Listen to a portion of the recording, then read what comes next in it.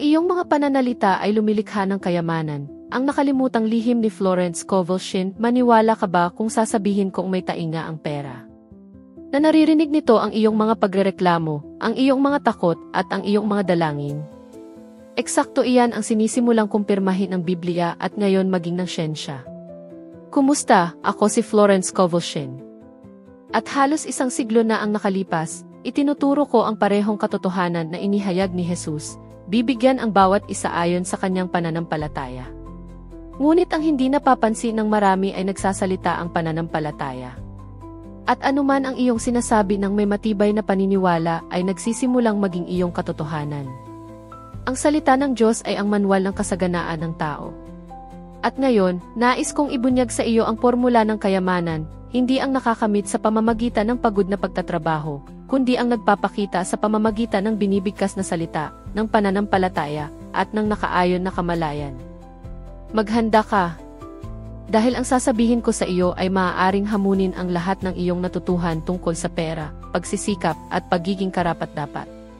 Kapag iniisip ko ang salita ng Diyos, at nagsisimula ako kay Jesus, na nagsabing alam ng ating Ama ang ating mga pangangailangan bago pa man tayo humiling, malinaw kong nakikita na ang pananampalataya ay hindi lamang damdamin, ito ay lengguwahe. Ang mismong paglikha ay binigkas, magkaroon ng liwanag. At kung ang mismong universo ay dinala sa pag-iral sa pamamagitan ng isang salita, bakit ako, na larawan at kawangis ng mailalang, ay hindi gagamit ng aking pananalita ng may parehong kapangyarihan, kahit nasa antas ng tao? Sinasabi ko ito ng walang-walang kabuluhang retorika, ang salita ay instrumento at utos. Kapag binago mo ang tono ng iyong pananalita, binabago mo ang buong awit ng iyong buhay. Naisip mo na ba kung ilang beses, nang hindi nag-iisip, ay isinusumpa mo ang sarili mong pinagkukunan? Ilang beses mong sinasabi, masyadong mahal, hindi kaya, hindi ko magagawa. Ang bawat isa sa mga pariralang iyan ay isang binhi na inihagis sa lupa ng iyong isip, at ang isip, na sanay na sumunod, ay eksaktong pinagyayaman ang iyong itinanim. Naranasan ko ito. May mga araw na sinikip ng takot ang aking dibdib. Alam ko kung paano matulog na may mga singilin sa mesa at damhin ang bigat ng pangamba. Ngunit may isang araw, naalala ko na parang kahapon, nang hawakan ko ang isang singilin sa pagitan ng aking mga daliri, ipinikit ko ang aking mga mata, at, nang walang pagmamalaki, ay sinabi ng may matibay na paniniwala, ang Diyos ang aking walang katalo-talo na suplay. Naramdaman kong kumalma ang aking hininga sa loob ko, na parang isang kapayapaan ang sumalakay sa lugar na dating may balisa. At hindi lamang ito emosyonal na kaaliwan, sa linggong iyon, isang halaga na hindi ko inaasahan ang bumalik sa aking buhay sa hindi inaasahang paraan. Hindi iyon sa lamang ka, isa iyong batas na gumagana, isang pagbabago sa vibration.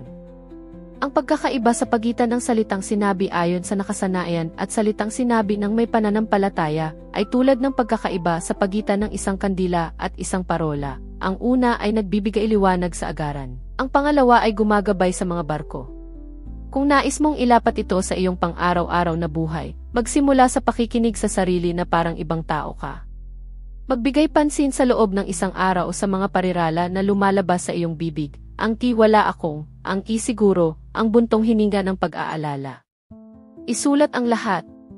Pagkatapos, pumili ng 3 parirala na pinakamadalas mong inulit at gawin itong mga utos.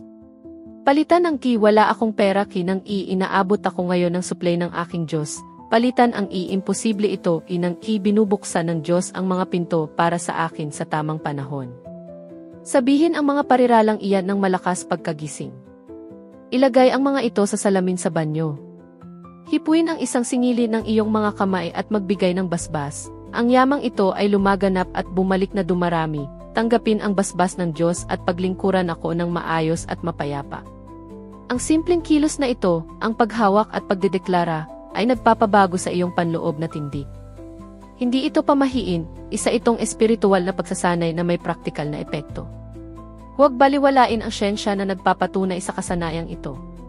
Ang mga pag-aaral tungkol sa mga interbensyon ng pasasalamat ay paulit-ulit na nagpapakita na ang pagpapakita ng pasasalamat ay nagpapabuti sa kagalingan, nagpapababa ng mga sintomas ng balisa at depresyon, at nagpapatibay sa emosyonal na estado. Ibig sabihin, ang pagsasalita ng may pasasalamat ay hindi lamang mabuti para sa kaluluwa, ito ay mabuti para sa kalusugang pangkaisipan. Inihahayag din ng mga pananaliksik sa neuroscience na ang mga affirmation at self-affirmation ay nagpapagana ng mga bahagi ng utak na naugnay sa positibong pagtatasa at regulasyon ng emosyon. Kapag ikaw ay nag-a-affirm ang may matibay na paniniwala, literal mong ginagamit ang mga neural circuits na pumapabor sa kumpiyansa at tahimik na pagkilos. Ang mga pag-aaral tungkol sa self-talk ay nagpapakita na ang positibong pakikipag-usap sa sarili ay nagbabago ng mga estado ng utak na naugnay sa pagganap. Sa ibang salita, ang iyong dila ay may kapangyarihang hubugin ang iyong kakayahan na kumilos ng mailinaw. Nature, at mayroon ding mga pag-aaral tungkol sa emosyonal na pagkakaugnay at tibok ng puso na nagpapakita. Ang mga positibo at nakatuong emosyon ay lumilikha ng mas matatag na pisyolohikal na mga pattern. Kapag ang iyong pananalita at ang iyong puso ay naging nakaayon, ang iyong katawan ay nagiging isang lupang mataba para sa tamang mga desisyon. Kinukumpirma ng lahat ng ito ang palagi kong sinasabi. Ang salitang ginabayan ng damdamin ay hindi walang laman, ito ay isang ahente ng pagbabago. Alam kong may mga lehitimong pagtutol, paano kung magsabi ako ng isang bagay at walang mangyari? Iyan ang tanong na marami ang nagtatanong at may dahilan. Ang sagot ay dalawahan at praktikal. Una, ang salita ay nangangailangan ng matibay na paniniwala. Ang pag-ulit ng mga walang lamang parirala ng walang init ng paniniwala ay karaniwang walang epekto. Pangalawa, maghanda para sa isang panahon ng pagsubok. Madalas, kapag ang liwanag ay pumasok sa isang silid, ang unang bagay na inihahayag nito ay ang alikabok. Kapag sinimulan mong salitain ang kasaganaan, lilitaw ang mga nakatagong takot, natural iyan. Huwag kang umatras. Patuloy na magsalita. Gawin mong isang banayad na disiplina ang iyong pananalita.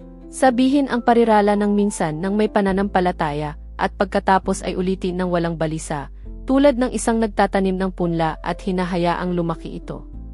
At kapag humigpit ang pagdududa, harapin ito ng simpleng pagkilos, gumawa ng isang maliit na praktikal na hakbang na kumukumpirma sa iyong salita, isang resume na ipinadala, isang tawag na ginawa, isang budget na inayos. Ang pananampalataya ay hindi nagpapawalang saysay sa responsibilidad, inaayon nito ito. Nais kong subukan mo ang isang bagay. Kasama ko ngayon, sa loob ng isang buong araw, magmasid ng walang paghuhusga. Sa anumang sandali na lumitaw ang isang parirala ng kakulangan, gumawa ng agarang pagbabaligtad, nang walang pagbubukod. Kung iisipin mong masyadong mahal ito, tumigil at sabihin, may probisyon ng Diyos para sa akin ngayon. Kung bumuntong hininga ka ng hindi kaya, gawin itong iipinapakita sa akin ng Diyos ang daan. Bago matulog, isulat ang 3 bagay na ipinagpapasalamat mo, maliliit o malalaki, at sabihin ang isang pag-aangki ng pag-aari.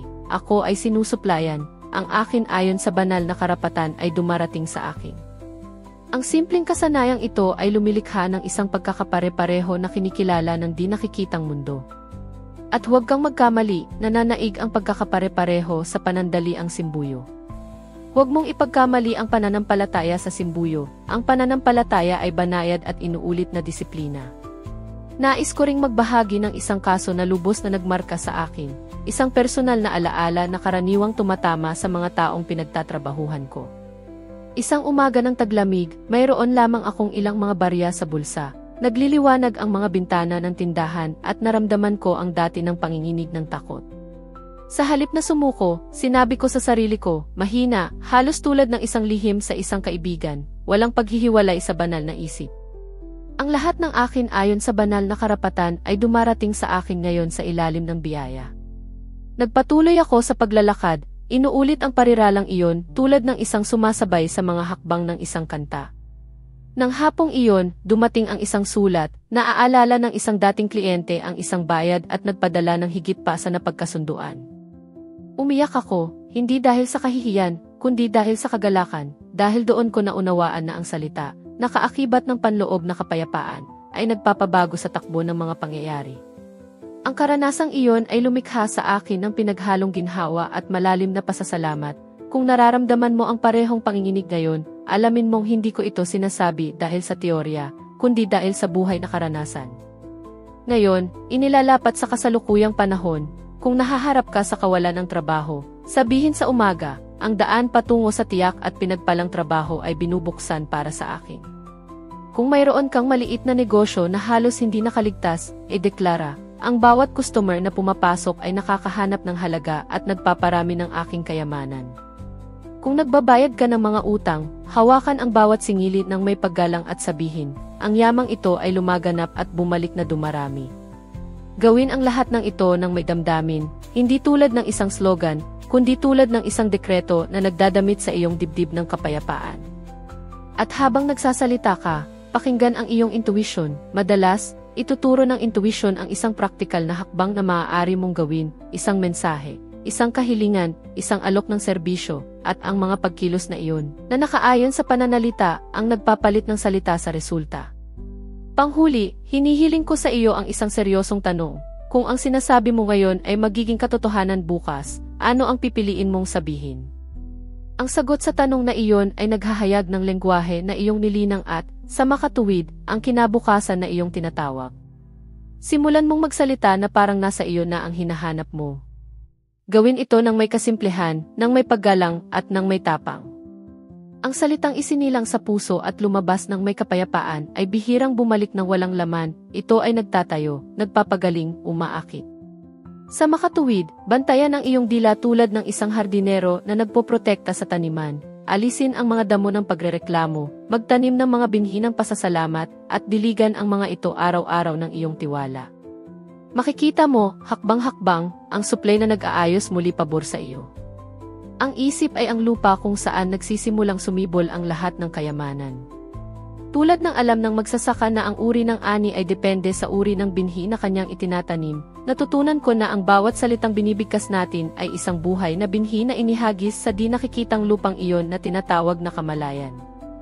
Iyan ang dahilan kung bakit inihambing ni Jesus ang isip ng tao sa matabang bukid sa parabola ng manghahasi.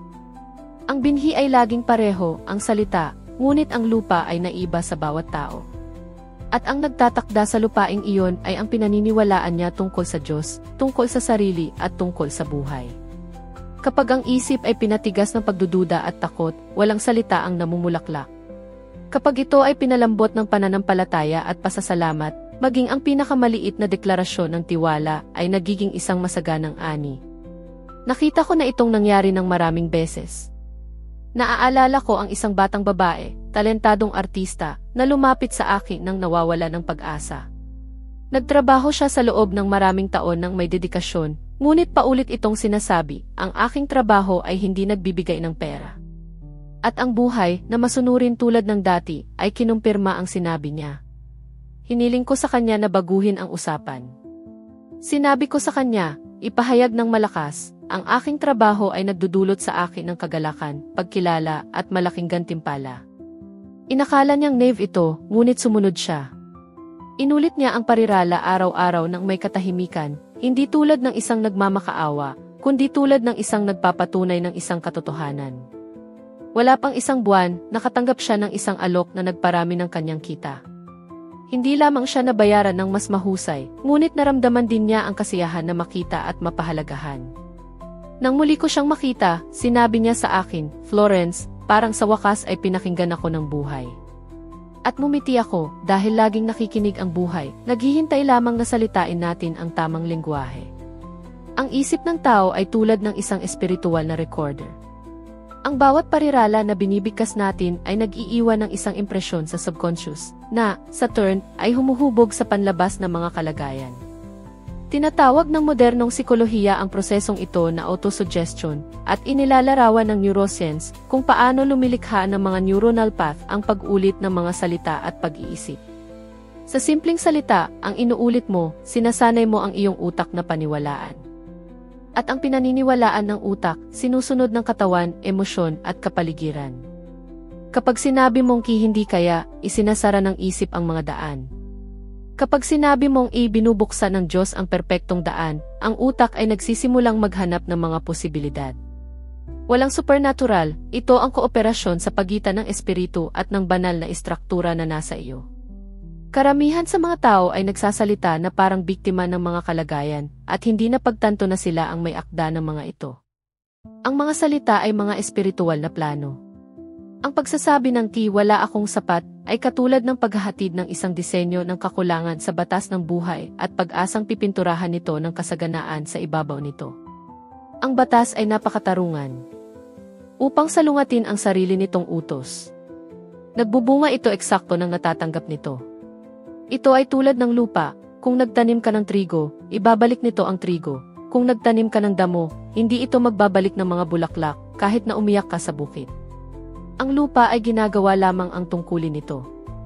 Sa parehong paraan, ang subconscious ay nagre-reproduce lamang ng iyong itinanim. Kung nais mong baguhin ang ani, magsimula ngayon na magtanim ng mga bagong salita. Gawin ito ng may kamalayan. Kapag sinabi ng takot na hindi ito magiging maayos, tumugon ng may kalmado, ang lahat ng sa akin ayon sa banal na karapatan ay dumarating sa akin ngayon ng maayos at mapayapa. Kung ibinulong ng pagdududa na imposible ito, sabihin, sa Diyos, ang lahat ng bagay ay posible. At huwag magsalita lamang mula sa labas ng bibig. Hayaan ang mga salitang iyon na bumaba sa dibdib at lumikha ng isang pakiramdam ng katiyakan. Sa damdaming iyon, hindi sa tunog, gumagana ang kapangyarihan. Ang pagsasalita ay ang unang hakbang lamang, ang pakiramdam ay ang selyo ng pananampalataya. Kailangan ko ring matutuhan ito sa praktika. Nagkaroon ng panahon na nagtatanim at umaalis ako ng sabay. Gumagawa ako ng isang affirmation sa umaga, ako ay masagana, ngunit sa hapon ay bumuntong hininga, tumataas lang ang mga singilin. Ito ay tulad ng paghahagis ng isang binhi at pagkatapos ay paghukay sa lupa upang tingnan kung sumibol ito. Walang magsasaka ang gumagawa niyan dahil alam niyang sagrado ang panahon ng pagsibol. Ang pananampalataya ay eksakto iyan. Iwanan ang binhi ng mapayapa hanggang sa gawin ng buhay ang siklo nito. Nang sa wakas ay naunawaan ko ang batas na ito at pinanatili ang aking mga salita na magkakaugnay, ang aking katotohanan ay nagsimulang tumugon ng halos kaagad. Ang mga bagay ay hindi dumating sa pamamagitan ng pagsisikap, dumating sila sa pamamagitan ng pagkakaayon. Maaari mong ilapat ang batas na ito ngayon. Kapag pumunta ka sa palengke, sa halip na sabihing masyadong mahal ang lahat, sabihin sa mahinang boses, sinasaklaw ng banal na probisyon ang lahat ng aking mga pangangailangan. Kapag nagbabayad ng isang singilin, sabihin, ang perang ito ay lumaganap at bumalik na dumarami. Kapag tumingin ka sa salamin at nagsimulang pumuna ang isip, tumugon, ako ay obra maestra ng Diyos, nilagyan ng karunungan at probisyon. Ang mga ito ay simpleng kilos, ngunit ang mga pariralang ito, na inuulit ng may pananampalataya, ay nagpapabago sa energetic field sa paligid mo. Ang mga pag-aaral tungkol sa ugnayan sa pagitan ng pasasalamat at kagalingan ay nagpapakita na ang mga taong nagpapahayag ng araw-araw na pasasalamat ay may mas mataas na antas ng dopamine at serotonin, ang mga neurotransmitters ng kagalakan at tiwala. Tinatawag ito ng siyensya na neuroplasticity, ngunit tinatawag ito ng espiritu na pananampalataya. Literal mong sinasanay ang iyong katawan na asahan ang pinakamahusay. Nais kong ibahagi ang isang bagay na naranasan ko na naglalarawan sa batas na ito sa halos parang tula. Minsan, papalapit ang isang matinding taglamig at kaunti lamang ang pera ko. Ang lamig ay tumatago sa aking mga buto at sa isang sandali ang lumang takot ay nais bumalik. Kinuha ko ang ilang mga barya na mayroon ako, inilagay ang mga ito sa ibabaw ng mesa at sinabi, Diyos, ikaw ang aking walang katalo-talo na supply. Ang mga barya na ito ay mga banal na binhi. Sila ay dumarami sa ilalim ng iyong biyaya. Naramdaman ko ang isang banayad na init na tumagos sa aking katawan, ang parehong init na dumarating kapag pinalitan ng pananampalataya ang pangamba. Ilang araw pagkatapos, dumating ang isang bayad na naantala na may hindi inaasahang dagdag. Sapat na upang gugulin ang buong taglamig ng komportable. Nagturo sa akin iyon ng higit pa sa 1,000 aklat, ang iyong binabasbasan, dumarami, ang isinusumpa mo, lumalayo. Marahil ay tumingin ka sa paligid ngayon at iniisip, ngunit Florence, wala akong halos anuman nababasbasan. Sinasabi ko sa iyo ng may pagmamahal, iyan mismo ang dahilan kung bakit dapat mong basbasan ang kakaunti. Ang pagpaparami ay laging nagsisimula sa pagkilala. Binasbasan ni Jesus ang 5 tinapay bago hatiin ang mga ito. Nauna ang basbas sa himala. Kaya, kapag nagpapasalamat ka kahit sa harap ng kakaunti, ginagaya mo ang guro. At sa paggaya sa kanya, ginagabayan mo ang parehong batas. Imposibleng mabigo ang batas na ito dahil hindi ito nakasalalay sa panlabas na mundo, nakasalalay ito sa salita at sa pananampalataya na sumusuporta rito. Ngayon, hayaan mo akong magbigay ng isang praktikal na payo. Gumawa ng isang simpleng ehersisyo, sa loob ng 7 araw, bantayan ang mga salita na ginagamit mo tungkol sa pera. Isulat ang 3 sa mga ito sa pagtatapos ng bawat araw. Kung sila ay negatibo, palitan ang mga ito sa susunod na umaga ng kabaliktaran ng mga pag-aangkin. Ito ay higit pa sa isang espiritual na ugali, ito ay reedukasyon ng isip. Sa loob ng ilang araw, mararamdaman mo ang isang kaluwagan na parang bumababa ang bigat ng mga pag-aalala. At huwag kang magulat kung magsimulang lumitaw ang mga pagkakataon dahil ganoon tumutugon ang buhay sa isang isip na nililinis ang sarili. Ibinabalik nito ang alinggaw ng bagong lengguwahe na natututuhan mong salitain. Ang isip ang lupa. Ang mga salita ang mga binhi. Ang emosyon ang araw na nagpapainit sa bukid. At ang oras ang ulan na nagpapasibol. Kung mananatili kang tapat sa prosesong ito, makikita mo na darating ang ani at darating ng may kasaganaan. Ang kayamanan, sa huli, ay hindi isang tagumpay, ito ay isang natural na kahihinatnan ng isang isip na mahusay na naitanim. May isang hindi maiiwasang sandali sa landas ng pananampalataya, kung saan tila gumuho ang lahat. Iyan ang punto kung saan ang iyong mga salita ay nagpapatunay ng isang katotohanan, ngunit tila tinutukso sila ng katotohanan. Tinatawag ko itong pagsubok ng pananampalataya, at matitiyak ko, lahat tayo ay dumadaan dito. Nangyayari ito kapag nagsimula kang baguhin ang iyong lengguwahe at ang mundo, sa halip na maging mas madali, ay tila nakikipagsabwatan laban sa iyo. Ang balanse ay bumababa, ang problema ay lumalaki, at ang pagdududa ay bumubulong, kaya, nasaan ang kasaganaan na sinasabi mo? Alam kong mabuti ang boses na iyan. Nagkaroon ng panahon na narinig ko rin ito. Iyon ay sa unang pagkakataon, sinimulan kong ituro na ang kapangyarihan ng salita ay maaaring lumikha ng kasaganaan. At, kabalintunaan, iyon ang panahon kung saan nawala sa akin ang halos lahat. Lumayo ang mga kaibigan, naipon ang mga singilin, at isinigaw ng mga kalagayan ang kabaliktaran ng aking ipinahayag. Ngunit sa disyerto na iyon ko naunawaan ang esensya ng espiritual na batas. Ang salita ng pananampalataya ay hindi isang kahilingan, ito ay isang dekreto. Kapag nagsalita ka ng may pananampalataya, hindi ka sinusubok ng universo upang parusahan ka, ipinapakita lamang nito kung gaano ka talaga naniniwala sa sinabi mo. Ang bawat hamon ay isang pagkakataon upang kumpirmahin ang iyong vibration. Tulad ng pagsubok sa ginto sa apoy, ang salita ay sinusubok sa mga kalagayan. At sa apoy na iyon naging hindi matitinag ang aking paniniwala. Naaalala ko ng malinaw ang isang malamig na gabi kung saan, mag-isa at hindi alam kung paano babayaran ang upa, umupo ako sa harap ng isang maliit na mesa at idineklara ng malakas, ang Diyos ang aking walang katalo-talo na suplay. Walang kayamanan ang maaaring ipagkait sa mga naniniwala. Naramdaman kong tumulo ang luha, ngunit patuloy akong umuulit, hindi nang may desperasyon, kundi nang may katahimikan. Sa mismong linggong iyon, isang kliyente na inakala kong nakalimutan na ako ay nagpakita upang bayaran ang isang lumang utang at nagdala pa ng higit pa sa halaga. Sa sandaling iyon, naunawaan ko ang isang bagay na malalim, ang di nakikita ay sumusunod muna, ang nakikita ay pagkatapos. Ganoon din sa iyo. Marahil ay nananalangin ka para sa isang pagbabago, ngunit ang mga kalagayan ay naging mas mahirap. Huwag mong bigyang kahulugan iyon bilang kabiguan, ito ay ang lupa lamang na hinahalo bago ang ani. Kapag pumasok ang banal na liwanag, inihahayag muna nito ang alikabo. At iyan ay maaaring hindi komportable. Sinusubukan ng takot na kunin muli ang utos, hinahanap ng rasyonal na isip ang mga paliwanag, at nakakaramdam ka ng kagustuhang sumuko.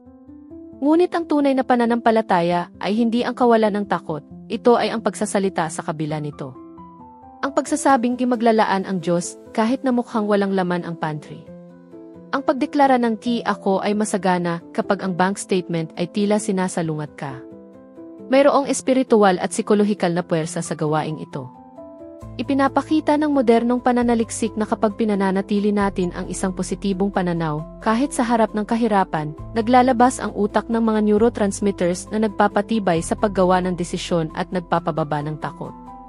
Iyan ang tinatawag kong emosyonal na pagkakaugnay. Ang puso at ang isip ay nagiging magkakasundo, at ang katawan ay nagiging isang daluyan ng pananampalataya. Kinukumpirma ngayon ng siyensya ang sinabi na ng Biblia, ang tao ay tulad ng iniisip sa kanyang puso. Hayaan mo akong magbahagi ng isang personal na kwento na naglalarawan sa prinsipyong ito. Mayroong isang mag-asawa na pinapayuhan ko, mabubuting Kristiyano, ngunit dinominahan ng pag-aalala.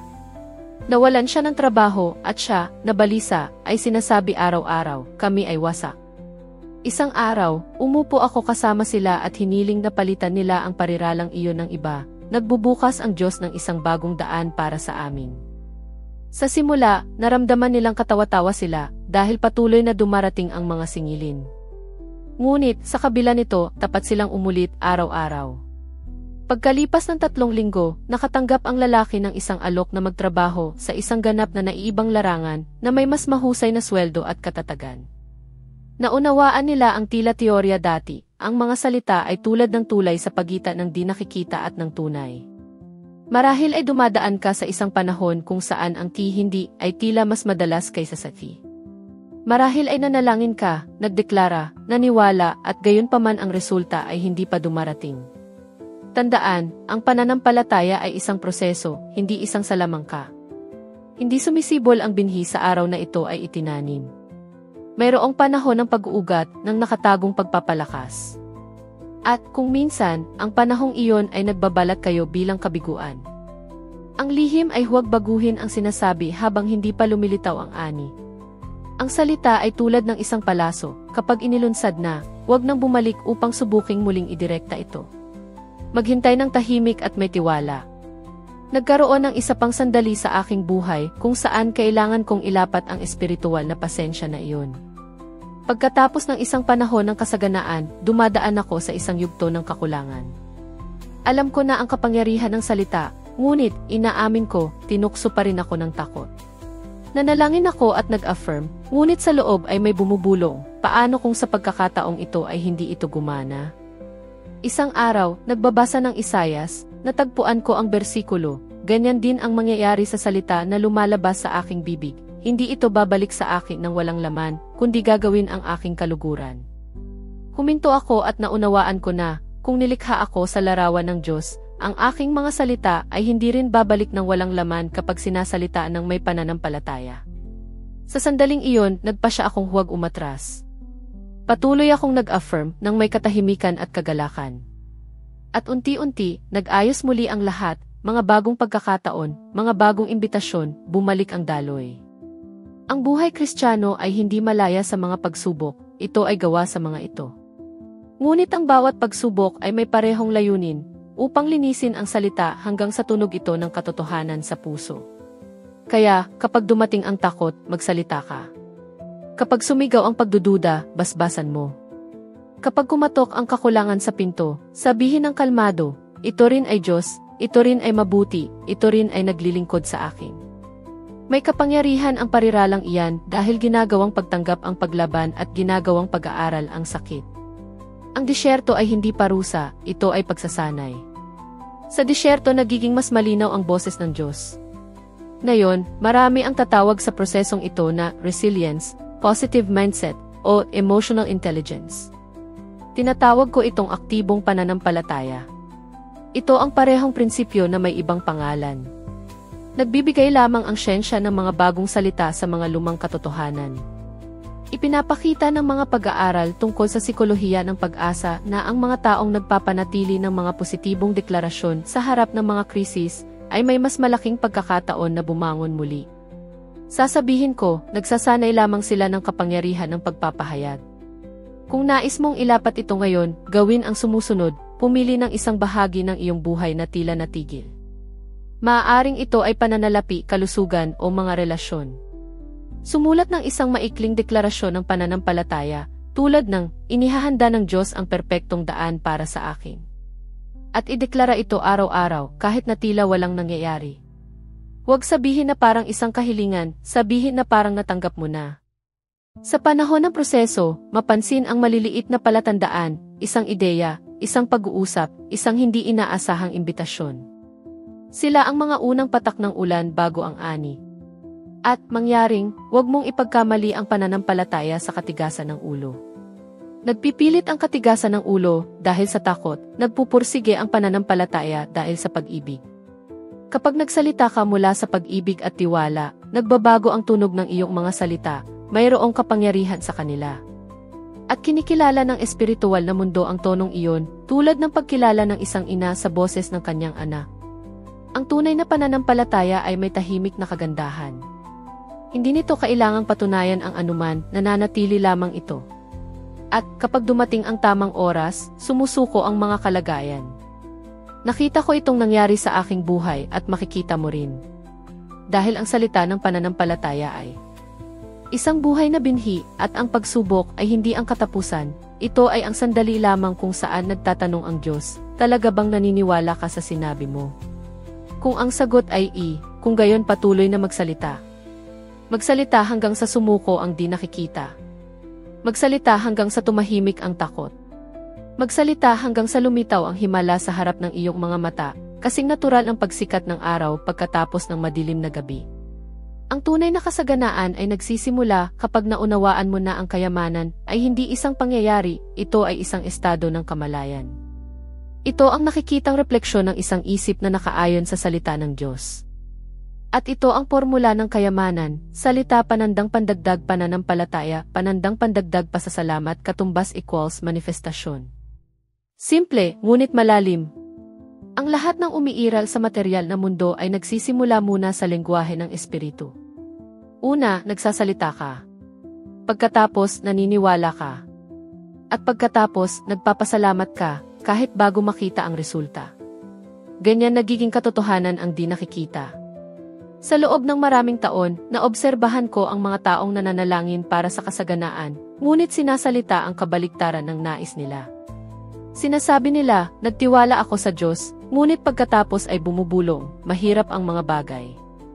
At napansin ko, nananalangin sila gamit ang mga labi, ngunit tinatanggihan gamit ang mga salita ng pang-araw-araw. Ang pananampalataya ay nagpapakita sa pagkakapare-pareho, at ang pasasalamat ay ang selyo na kumukumpirma sa tiwala. Kung nagsasalita ka ng pananampalataya sa umaga at nagrereklamo sa hapon, hinahalo mo ang mga sangkap na hindi tugma. Ito ay tulad ng pagsisikap na magsindi ng kandila habang hinihipan ito. Minsan, lumapit sa akin ang isang negosyante sa ganap na desperasyon. Sinabi niya, lahat ng hinahawakan ko ay nagkakamali. Narinig ko ang pariralang iyon at naisip, kakatapos lang niyang manalangin, ngunit sa maling direksyon. Ipinaliwanag ko sa kanya na ang mga salita ay may isang neutral na kapangyarihang lumikha, sumusunod sila sa nagsasabi nito, hindi sa kagustuhan sa likod ng mga ito. Hiniling ko sa kanya na baguhin ang deklarasyon. Sumulat ako para sa kanya ng isang bagong affirmation. Ang lahat ng hinahawakan ko ay umuunlad at nagpapala sa lahat ng kasangkot. Tiningnan niya ako ng may pagdududa, ngunit nagpasya siyang subukan. Inulit niya ang pariralang ito ng may disiplina, araw-araw, sa umaga at bago matulog. Sa mga unang linggo, walang nagbago. Ngunit, unti-unti, nagsimulang bumalik ang mga customer, lumitaw ang mga bagong kontrata, at nag-stabilize ang negosyo. Lumapit siya sa akin ilang buwan pagkatapos ng mailuha sa mata at sinabi, Florence, parang nagbago ang direksyon ng hangin. Sumagot ako, hindi ang hangin. Ang iyong mga salita na hinihipan sa tamang direksyon. Ang pasasalamat ang nagkumpleto ng pagbabago. Dahil ang pasasalamat ay hindi lamang tugon sa himala, ito mismo ang magnet na umaakit dito. Natutuhan ng lalaking iyon na magpasalamat hindi para sa nakikita niya, kundi para sa pinaniniwalaan niya. Gabi-gabi, sinimulan niyang sabihin, salamat, Diyos, dahil ang iyong supply ay umaabot sa akin sa perpektong paraan. Sa bawat pagkakataon na sinasabi niya iyon, hindi lamang niya inaatake ang pananampalataya, kundi pinalawak din niya ang larangan ng mga posibilidad sa paligid niya. Ngayon, tinatawag ng siyensya ang penomeno na ito na wave collapse. Kapag ang kamalayan ay tumutuon sa isang inaasahan na may positibong emosyon, ang katotohanan ay nag-aayos sa paligid nito. Ang quantum physics ay naglagay lamang ng mga bagong salita sa sinabi na ng Biblia, ang lahat ay posible sa naniniwala. Nais mo bang makita ang formulang ito na gumagana? Magsimula sa isang simpleng bagay. Pagkagising, sabihin ng malakas, ngayon, nagbubukas ang Diyos ng perpektong mga daan para sa aking supply. Ang lahat ng sa akin ay dumarating sa akin sa ilalim ng biyaya at sa perpektong paraan. Sabihin yan habang tumitingin sa mata sa salamin. Hindi ito salamangka, ito ay pagsasanay. Sinasanay mo ang isip na paniwalaan ang mabuti. Sa buong araw, sa tuwing may tila mahirap, palitan ang pagkasira ng loob ng pasasalamat. Salamat, Panginoon, dahil ito rin ay nakikipagtulungan para sa aking ikabubuti. Gawin ito ng paulit-ulit hanggang sa maging natural ito. Ngayon, nais kong ibahagi ang isang bagay na naranasan ko na nagtatak sa katotohanan ito sa akin. Ito ay sa isang panahon kung saan itinuturo ko ang batas ng salita ng may sigasig, ngunit mayroon pa ring isang bahagi ng aking buhay na sumasakit sa akin. Tinutulungan ko ang iba na umunlad, ngunit ako mismo ay nahaharap sa mga pagkaantala at kawalan ng katiyakan. Isang araw, pagkatapos ng isang lecture, umuwi ako ng pagod at naisip, Panginoon, napakarami kong sinasabi tungkol sa kasaganaan, bakit nararamdaman ko pa rin ang pagpipilit na ito? Pagkatapos ay narinig ko, sa loob ko, ang isang tahimik na boses na nagsabi, nagsasalita ka ng may pananampalataya, ngunit nakakalimutan mong magpasalamat. Tumama sa akin iyon tulad ng isang paghahayag. Nang gabing iyon, bago matulog, wala akong hiniling. Nagpasalamat lamang ako. Nagpasalamat ako para sa bubong, para sa paghinga, para sa regalong magturo, para sa bawat tao na naantig ng aking boses. Natulog ako ng mapayapa. Kinaumagahan, isang sulat ang naghihintay sa akin, isang imbitasyon upang ilathala ang aking mga teksto sa ibang bansa, kasama ang lahat ng gastusin na sakop. Ngumiti ako, hindi dahil sa resulta, kundi dahil naunawaan ko ang aral. Ang pasasalamat ay nagbubukas ng mga pinto na hindi kailanman mapipilitan ng pagsisikap. Ang pasasalamat ay nagbabago sa tono ng panalangin. Kapag nagpapasalamat ka, hindi ka na humihingi, ipinapahayag mo. Iyan ang dahilan kung bakit laging nagpapasalamat si Jesus, bago ang himala. Sa harap ng 5 tinapay at 2 isda, hindi siya humingi ng pagpaparami. Nagpasalamat siya. At dumating ang basbas dahil ang pasasalamat ay ang pagkilala sa kasaganaan ng Diyos, kahit bago pa makita ito. Kaya, kung nais mong umunlad, magpasalamat ka ngayon kahit na walang laman ang bulsa. Sabihin, Panginoon, nagpapasalamat ako sa iyo dahil ang iyong kasaganaan ay walang hanggan at ako ay bahagi nito. Sa pagsasabi niya ng may katapatan, may nagsisimulang gumalaw, hindi sa labas, kundi sa loob mo. At ang lahat na nagbabago sa loob, maaga o huli, ay nagpapakita sa labas. Ang pananampalataya ang motor, at ang salita ang susi na nagpapaandar nito. Ngunit ang pasasalamat ang nagpapanatili sa motor na tumatakbo. Nakita mo na ba ang isang nagmamaneho na nakahila ang handbrake? Iyan ang nangyayari kapag nagsasalita ka ng pananampalataya, ngunit nagdadala ng kawalan ng utang na loob. Nagpapabilis ka at nagbre-brake ng sabay. Ang kasaganaan ay gumagalaw sa bilis ng pasasalamat. Kung mas nagpapasalamat ka, mas magaan ang kalsada. Ngayon, nais kong magbigay ng isang hamon. Sa loob ng 7 araw, sadyang isagawa ang formula ng kayamanan. Pagkagising, magsalita ng pananampalataya. Sa araw, manatiling mapagbantay, walang salita ng kakulangan, walang reklamo, walang hindi ko kaya. Sa gabi, magpasalamat. Isulat ang hindi bababa sa 3 basbas na kinikilala mo sa araw na iyon, kahit na tila maliit. Gawin ito ng may katapatan. Mapapansin mo ang isang bagay na nakakagulat, ang iyong isip ay magsisimulang maghanap ng mga dahilan upang magpasalamat, at ang paghahanap na iyon ay ganap na magpapabago sa paraan ng pagtingin mo sa buhay. At huwag kang magtaka kung magsimulang lumitaw ang mga pagkakataon sa hindi inaasahang paraan. Isang tawag, isang ideya, isang hindi inaasahang muling pagkikita. Iyan ang mga tugon ng buhay sa sinumang nagsasalita, naniniwala at nagpapasalamat. Dahil ang banal na batas ay perpekto, hindi ito nagkakamali, hindi nahuli at hindi naguguluhan. Tumutugon lamang ito sa tono ng iyong salita. Ang lahat ng nais mo ay umiiral na sa plano ng Diyos. Ang tanging tulay sa pagitan ng planong iyon at ng nakikitang mundo ay ang iyong pananalita na inspirasyon ng pananampalataya. Sa makatuwid, magsalita ng mga basbas, maniwala sa mga ito, at magpasalamat na parang natanggap mo na ang mga ito. Ang kasaganaan ay isang natural na kahihinatnan ng isang mapagpasalamat na kaluluwa. At kapag ang pasasalamat ay naging wika ng iyong puso, ang buong universo ay nagsisimulang unawain ang ibig mong sabihin. Napapansin mo na ngayon na ang tunay na kayamanan ay hindi kailanman nagsisimula sa labas, nagsisimula ito sa loob. Ang pinakamahalagang punto sa lahat ng pinag-usapan natin ngayon ay ito, nililikha ng iyong mga salita ang iyong mundo. Hindi mahalaga kung gaano ka mag-aral, magtrabaho, o magsumikap, kung ang iyong bibig ay nagsasalita ng takot, dumarami ang takot. Kung nagsasalita ng pananampalataya, nagtatayo ang pananampalataya. Ang formula ng kayamanan ay wala sa mga teknik, nasa espiritual na tindig ito. Magsalita ng may pananampalataya, maniwala sa sinasabi mo, at magpasalamat na parang natanggap mo na. Iyan ang susi na nagpapalit ng salita sa himala, at ang himala sa isang estilo ng buhay.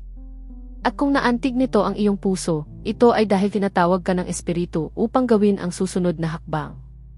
Ang video na lumilitaw sa screen ngayon ay ang natural na pagpapatuloy ng landas na ito. Dito, aakyat ka pa ng isang baitang sa iyong ebolusyon ng karunungan upang maging 1% mas mahusay kaysa sa iyo ngayon, mas may kamalayan, mas malakas, at mas malapit sa masaganang buhay na inihanda ng Diyos para sa iyo. Kung nagsalita sa iyo ang mensaheng ito, tulungan mo akong patuloy na magbahagi ng liwanag. Maaari mo itong gawin sa pamamagitan ng pag-click sa "Salamat" o sa pamamagitan ng pagiging miyembro ng channel. Kaya, nagiging bahagi ka ng aming komunidad na may prioridad na access sa mga video at sa nilalaman na inihanda ko ng mailabis na pagmamahal. Ako si Florence Covalchin at nagpapasalamat ako sa iyo sa paglalakad kasama ko hanggang dito. Ngayon inaasahan kita sa susunod na video. Ipagpapatuloy natin ang paglalakbay na ito ng pananampalataya, kamalayan at kasaganaan, hakbang-hakbang, salita sa salita.